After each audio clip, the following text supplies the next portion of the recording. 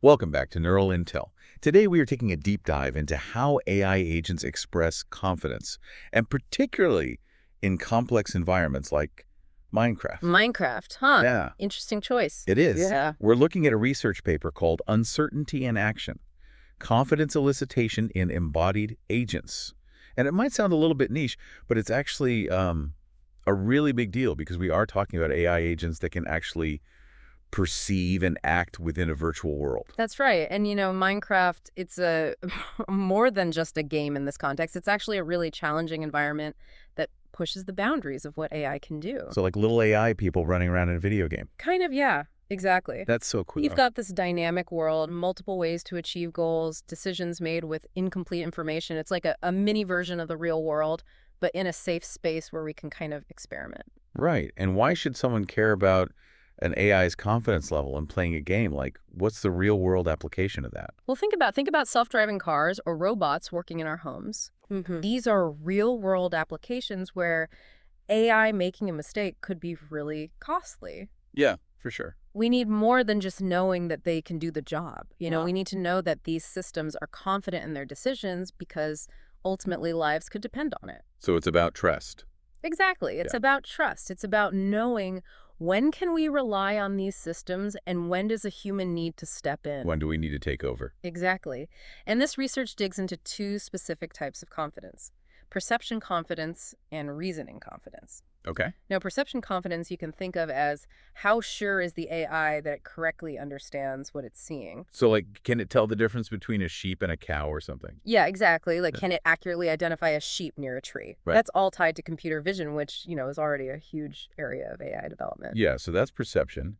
And what about the reasoning side? So reasoning confidence is about how sure the AI is that its chosen actions will lead to the desired outcome. Okay, so if its goal is to like build a house in Minecraft, does it think that it will actually be able to get all the wood and all the things that it needs to build the house? Exactly, and that it can put them together in the right way to actually achieve that goal. So it's almost like perception is about understanding the world, and reasoning is about how to plan successfully within that world. But I imagine getting an AI agent to be able to tell you how confident it is isn't as simple as just saying, hey, how confident are you? No, you're absolutely right. It's a very complex challenge. Yeah. And researchers have developed these really clever techniques called elicitation policies, which act like prompts to really draw out those confidence estimates from the AI. Okay, so it's like you're trying to help the AI understand and then explain its own confidence level. Yeah, it's like guiding it through a thought process to better understand itself. So what kind of approaches are we talking about here? Like, what are these elicitation policies? Well, they experimented with several different ones, Okay. and one is called vanilla,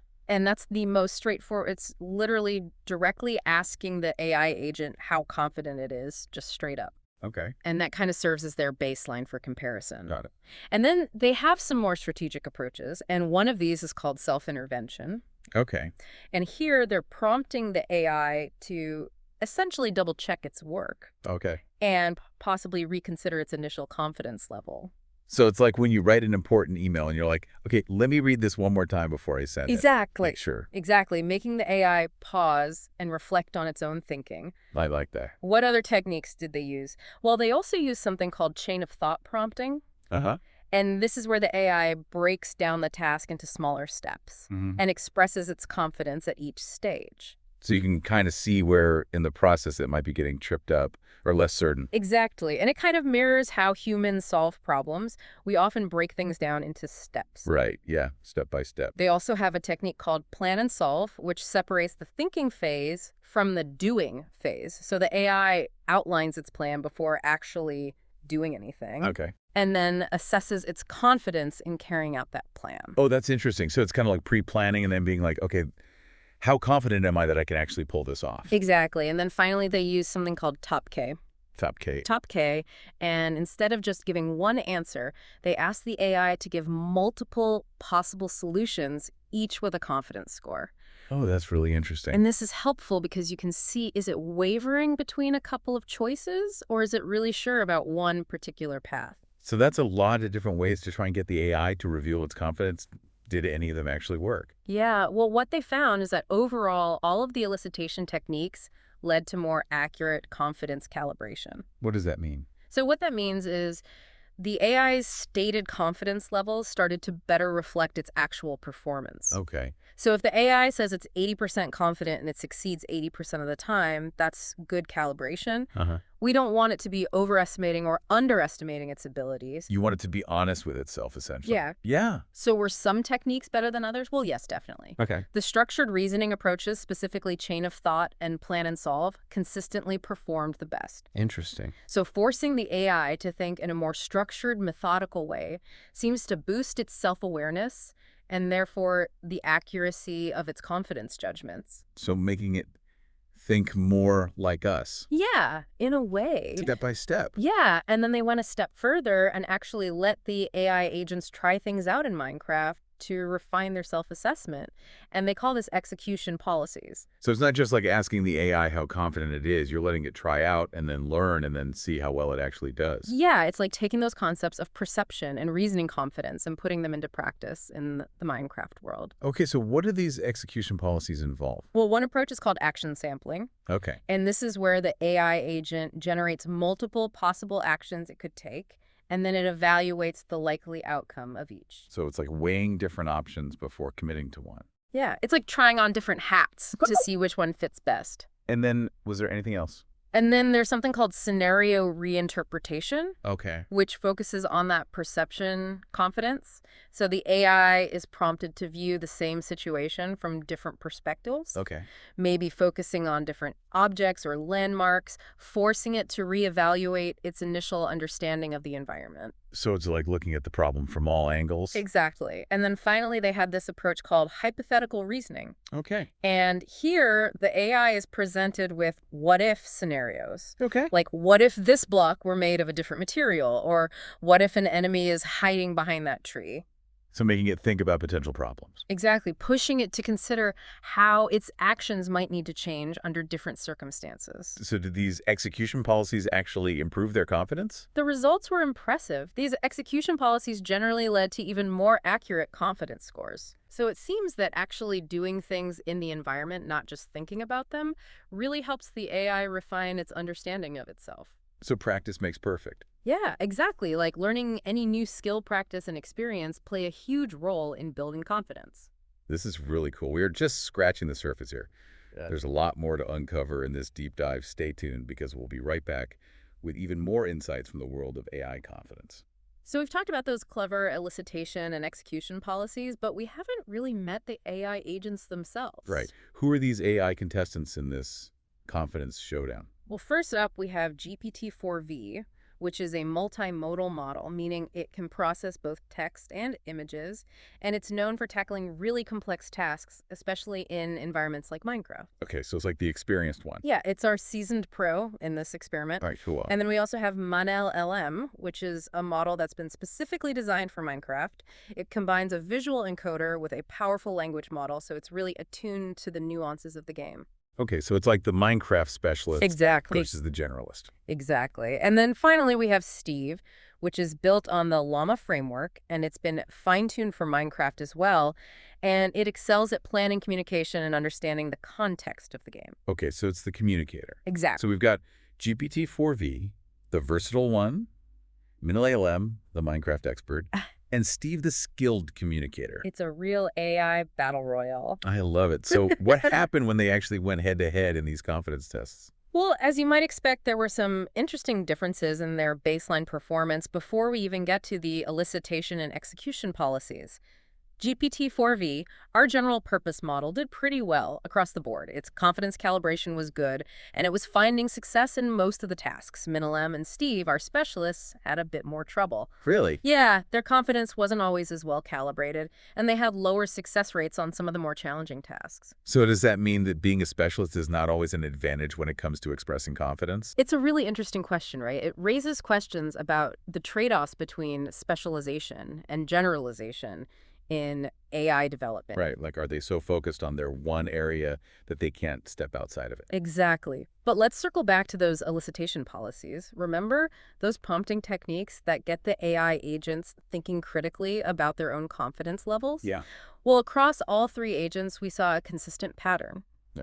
The structured reasoning approaches like chain of thought and plan and solve consistently led to the most accurate confidence assessments. So breaking things down step by step, making the AI really think through each stage, that seems to be a winning strategy. Yeah, encouraging that deliberate step-by-step reasoning process seems to improve their self-awareness. Okay, and what about the execution policies, those AI field trips where they actually get to try things out in the Minecraft world? Well, the execution policies, particularly action sampling and scenario reinterpretation, acted like amplifiers for the benefits we saw with the elicitation policy. Oh, interesting. Yeah, so you first get them to think about their confidence in a structured way, and then you let them test that confidence out in the real world, or at least the virtual world of Minecraft. It's like anything else, practice makes perfect. Exactly. Providing those opportunities to practice decision-making and perception in Minecraft actually helped improve their confidence calibrations significantly. That's awesome.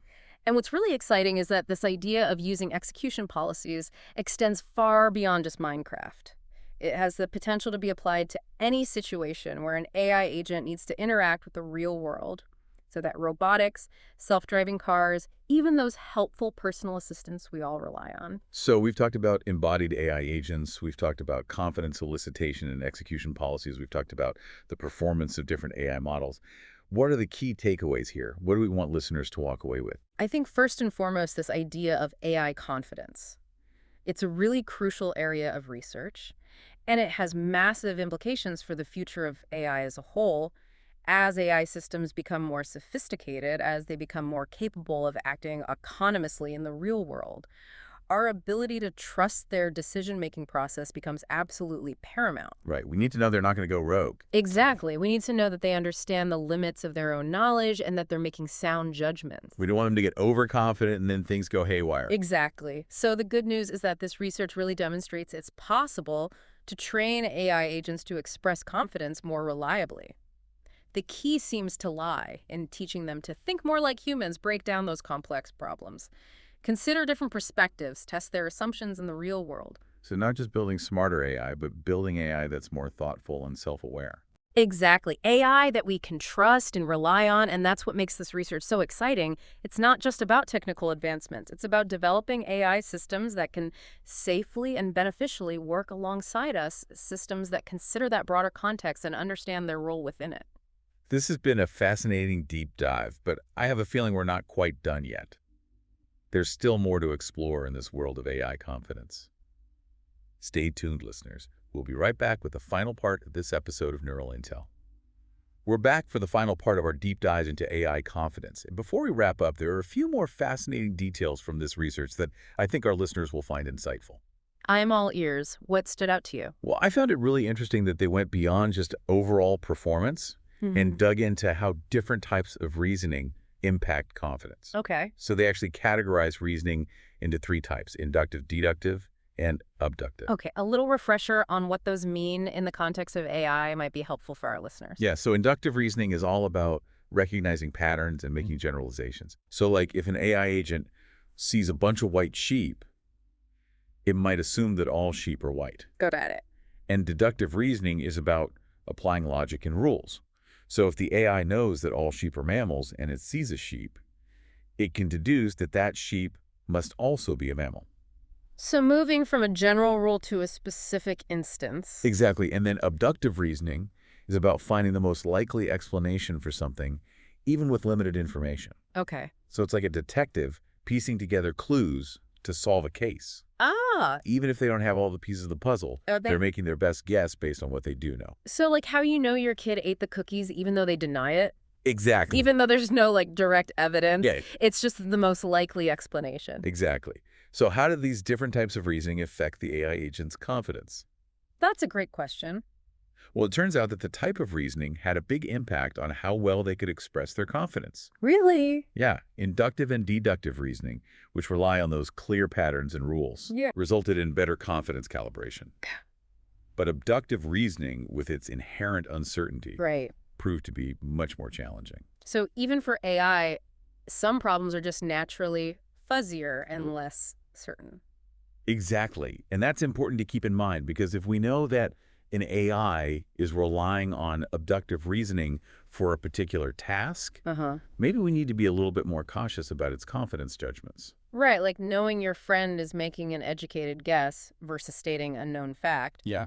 you would weigh their confidence differently. Exactly. And speaking of different types of confidence, the researchers also looked at confidence in perception versus confidence in reasoning. Right, that fundamental difference between understanding the world around you and then planning actions within that world. Exactly. What did they find out about the AI's confidence in those two areas? Well, this is where it gets even more interesting. Okay. They were much better at expressing confidence in their perception than in their reasoning. Really? So they were more confident about what they were seeing than what they were thinking. Yeah, it seems counterintuitive, but you have to remember, these AI agents are working within a simplified virtual world. Okay. Their perception is based on clean, well-defined data. Right. They know exactly what each block represents in Minecraft. Okay. Its properties, how it interacts. It's like they have perfect knowledge of that virtual world. So their perception is grounded in a complete understanding of the digital environment. Exactly. That makes sense that they would be more confident about their observations. Right. But that also means that their reasoning processes are dealing with incomplete information, unexpected events. Yeah, That's inherently more challenging. exactly. Right. Even in the simplified world, like Minecraft thinking is still harder than seeing. Yeah. And that's a really important insight for developing AI for the real world. Yeah. Because in the real world, perception is so much messier, Oh, incomplete and uncertain. absolutely. So it's a whole other level of complexity. It really highlights the importance of not overestimating AI capabilities based on performance in those controlled environments. Right. The real world throws a lot of curveballs that a virtual world just can't replicate. For sure. There's one more point that I wanted to highlight. Yeah. They found that simply repeating those execution policies over and over again didn't always lead to better confidence calibration. Oh, so it's not just about practice. It's perfect. Right. It's not just about quantity. It's about quality. Interesting. Blindly repeating actions doesn't necessarily translate to a deeper understanding or better confidence judgments. Right. The key takeaway was that carefully selecting which execution policies to use and when Yeah. seemed to be the most effective in improving the AI's confidence. So it's about being strategic, not just racking up those experience points. Exactly. We're back to that theme of human-like thinking in AI. It's not just about raw processing power or efficiency. Right. It's about fostering that critical thinking, that adaptability, That's self-awareness. and self-awareness. Building AI that's not just smart, but wise. I love that. That's a goal worth striving for. Absolutely. And on that note, we've reached the end of our deep dive into AI confidence. It's been quite a journey. It really has. We've explored some groundbreaking research, unpacked some pretty complex concepts, and contemplated the profound implications of this rapidly evolving field. Yeah, who knew AI confidence could be so interesting? Right. And we hope that you've enjoyed this journey with us as much as we have. Until next time. Keep those neural networks firing and stay curious about the world of AI. Signing off from Neural Intel.